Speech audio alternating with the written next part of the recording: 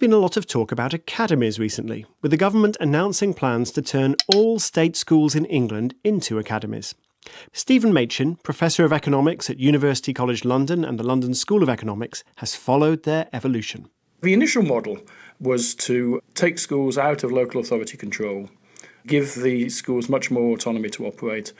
In the first round, the Labour Academies, a sponsor would be signed up.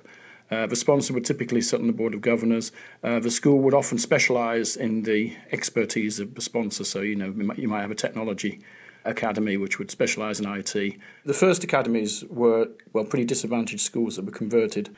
And so there was about 200 of them up and running by the change of government in May 2010.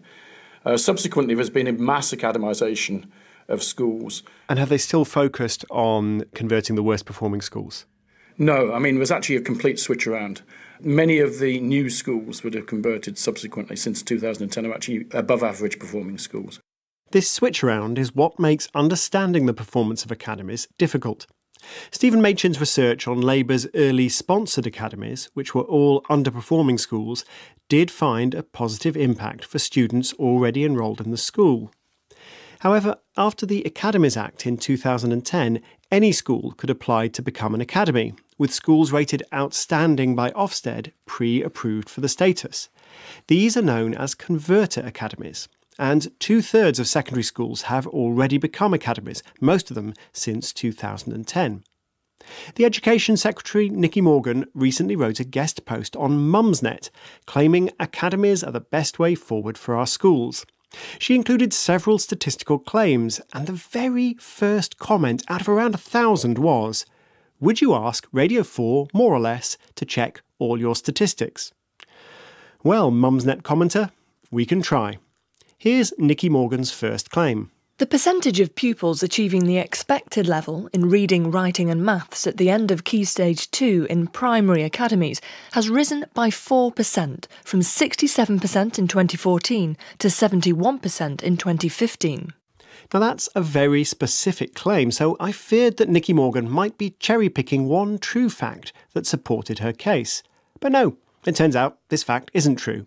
Or rather, it's true only of sponsored academies, which have been doing very well in recent years, but they make up only 1/3 of primary academies in general. The other 2/3, the converter academies, improved by half as much, 2%.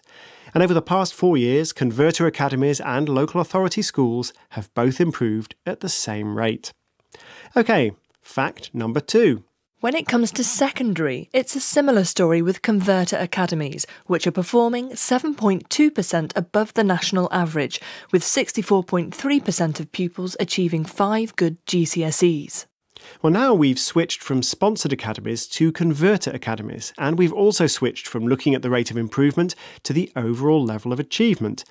Well, Nicky Morgan's claim is true, but it's not very informative, because these schools were high achievers before they converted to academy status, so we've learned nothing about whether the switch to academies made them better or worse.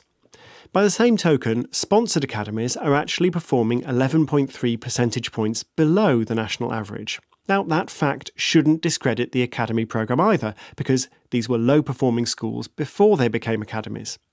But the numbers certainly don't show that there have been improvements in academies at GCSE level compared to local authority schools. There is another way in which these comparisons might be misleading. Here's economics professor and education researcher Stephen Machin again. Certainly under the old Labour regime, the composition of enrolment changed. And so you're not comparing like with like if you don't take into account that factor.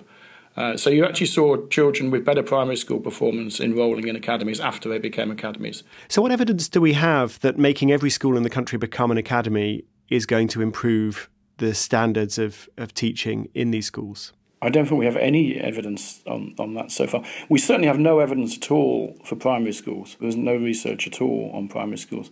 There's the work we've done on the Labour academies, but I'd be loath to extrapolate that forward. I just don't think it is possible to extrapolate those to mass academisation, given the very different nature of the schools that converted post-May 2010.